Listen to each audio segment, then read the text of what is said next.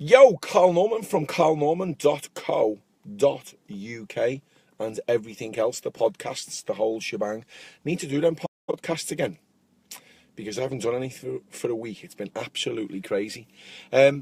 Wanted to come on and just do something pretty short today with regards to, I've done some training this morning. Hey, Marco, congratulations, by the way, mate, on making consultants. Well done. Absolutely thrilled for you. Really, really pleased. Brighten my day up there. If you don't, come and say hello, by the way. Jackie, how are you? I've got no glasses today, and it is quite bright, so I'm sort of like that. How are you? Josefa, thank you very much indeed. Claire, you know what I'm saying thank you for, because obviously the stuff that you sent me over the other day, absolutely incredible. Thank you so much for doing that.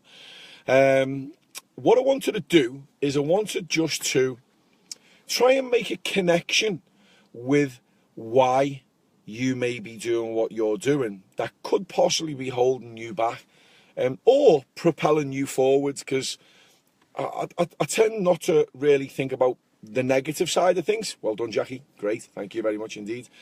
I tend to think more about, well, how can we turn this into a positive? So I was at this meeting this morning, and yeah, well, thank you very much indeed. See, I can read a little bit. I was at this meeting this morning, and it made a really welcome change to the fact of when we normally talk about a why. So why do you do what you do? And I do this in coaching all the time. So if a client comes to me and says, I need to lose 2 stone, and I go, okay, why is that? And he'll go, because I just don't feel healthy. So why don't you feel healthy? Well, I struggle to like get up the stairs, or I struggle to do any type of exercise. So why do you think that you struggle to do the exercise? Because basically I'm overweight. Okay, so what are the reasons why you are overweight? Okay, well, I eat the wrong foods. Okay, so why are you eating those foods? Can you see where I'm going here? So there's a lot of, Benz, how are you? Oh, good of you to join me. Thank you so much. Hopefully that you're okay. Now, what happened today was I was with another coach, so another mentor, and he was basically saying, instead of why, then start to ask, what's the emotional connection to what it is that you do? And that could be whether it's a negative or whether it's a positive. So think about this. Hey, Beverly, how are you? Good of you to join me. Thank you so much. Got all the Isagenix girls on today. I feel privileged. So, yeah, it made me really, really think hard about the emotional connection that I've got with the work that I've been doing and what I'm currently doing, obviously, with Isagenix. And I wanted to share that today with you, obviously, in this live video. I didn't have a massive agenda. I think some people genuinely think, hey, how are you? I think people sometimes think that everything is scripted. I don't script anything. I come up with an idea and I think, oh, I need to talk about that today. And whether it comes out all jumbled or whatever, it doesn't really matter. The fact is that it's important to me. Now, the reason why it's important to me, I can go back to the fact, is because I've got an emotional connection into health. Basically, what it is that I'm doing with health. And I wanted to share this story, a very quick story with you today. And that was, probably a lot of you have seen that my mum looks absolutely amazing for her age. She's 70 years of age. I'm getting loads of messages through here, guys. I'm sorry, I've got my hand up and I'm just literally flicking. She looks incredible. And it wasn't until I sat there this morning, as I was going through with this guy, and he was explaining what's the emotional connection to why you're passionate about what you currently do right now. And I thought it's really important for me to come on and probably do this, because this is a bit like therapy for me, believe it or not. I love inspiring people, but at the same time, I love the connection. I love the fact that I can get things off my chest. And obviously doing it live, it's raw, you know. I can't script it. I can't write it down beforehand. I can't go, take 2, let's do it again. It's basically, it comes out as me just speaking it. So the emotional connection for me, probably with health, and something that I've always massively been involved in, was looking at what I was writing down today, was the fact that from a very early age, all I can remember is sitting in front of the TV, maybe having me breakfast of a morning time, or coming home of an evening time, or coming home from school in a lunchtime, and seeing my mum doing some sort of exercise in front of the TV. And I used to think, she's crazy. She's absolutely crazy. And she'd be dancing along to Good Morning Britain or whatever it was at the time, Mad Lizzie, remember that? And I remember at the time not really paying that much attention to her, and then getting to an age where I was never ever interested in sports, I was never interested in football, and then round about the age of 13 I started to get a little bit more aware of my own body, and thinking, okay, I want to look good, and then I wanted to start looking after myself. And I think things then started to change. So why am I telling you all of this? Well, I'm telling you because my life really has gone through several stages, but it always comes back down to health. It's important for me to make an emotional connection the way that I feel. So how could I equate that to any of the clients that I coach? Well, maybe a lot of my clients have an emotional connection to food.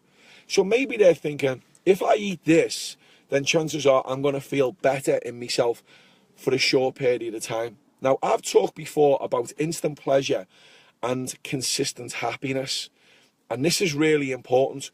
A friend of mine, Paula McNulty, sent me an article through the other day, and what I'm about to speak about really resonated with the fact of what I was thinking about the emotional connection.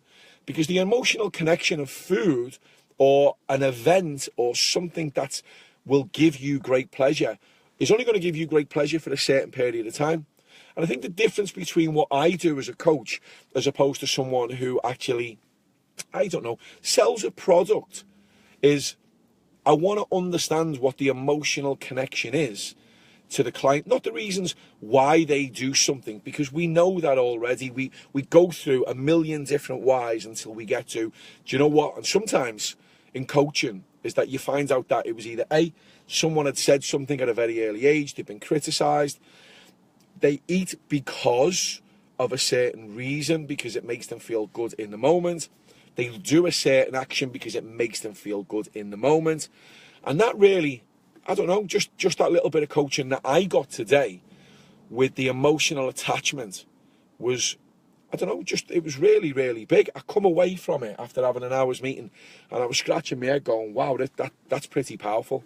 Because no matter what industry that you're in, and I've got Chris Gargan on here, and Chris is into property, there's probably a big reason why is that some people will want to invest money because maybe that, I don't know, maybe that they've been scared because they've got no money or they've never had any money before. So that emotional connection to certain things is absolutely huge. It really, really is. So I want you to think as we go through the weekend, and it is the weekend, it's Friday, most people kick back, most people have a good time, most people will have a drink, most people will have a treat meal or a cheat meal or whatever you want to call it. I'd rather call it a treat meal as opposed to a cheat meal. But the fact is look at some of the things that you will do over the weekend that you may have an emotional connection with, that's either taking you further away from what your goals are, or it's getting you closer to where you want to be. And it's massive. It really, really is. And I want you to analyze that. And that might sound really, really deeper, but you've got to go out of your way to think about the reasons why you will do a certain thing. So I'm hoping that that's made sense today. I want to have a quick look at this because Burns has put something down. For me, it's been about numbering myself with food, yeah, or just in a distraction from dealing with my other, yeah, exactly. And this is the reason why. I'll tell you very, very quickly. I got a client to lose a large amount of weight a few years ago, and someone put on Facebook and said, how do you know that they're not going to put that weight back on again? Because all I'd done is gone, that's what you need to do. There's a piece of paper, everything's written on that piece of paper, and you've just got to follow it. But what I didn't do is I didn't tap into the emotional side of the client to find out, well, why were they doing the things? Why was it like self-sabotage? Why would he? And probably everyone can resonate with that. Everybody self-sabotages. It's just one of those things that we do. Hey, Emma, how are you? Good of you to join us. Thank you. Hey, Lisa. So the nature of today's video was basically saying, what sort of emotional connections do you believe that you've got with some of the habits that you currently might have, that if you disconnected from that maybe that things would move a little bit faster in the right direction that you wanted them to go to? Honestly, it's not rocket science. It genuinely isn't.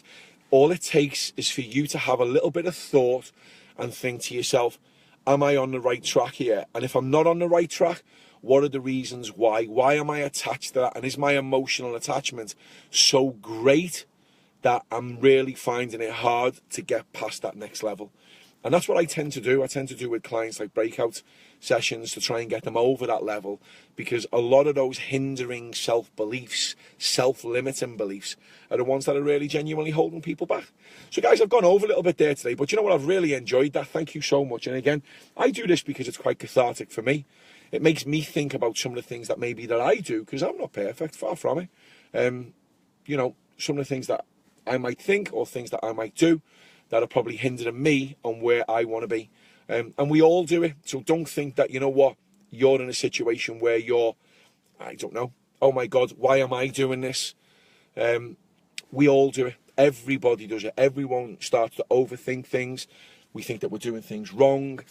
It's just a case of breaking things down and sitting down with someone and maybe thinking, okay, how does this structure work? How do I move forward?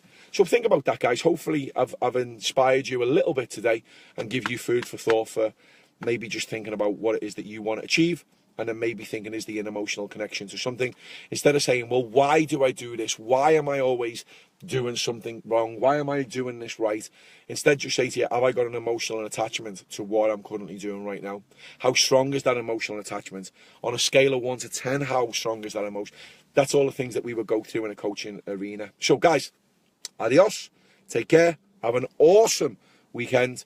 God bless, love you loads, bye.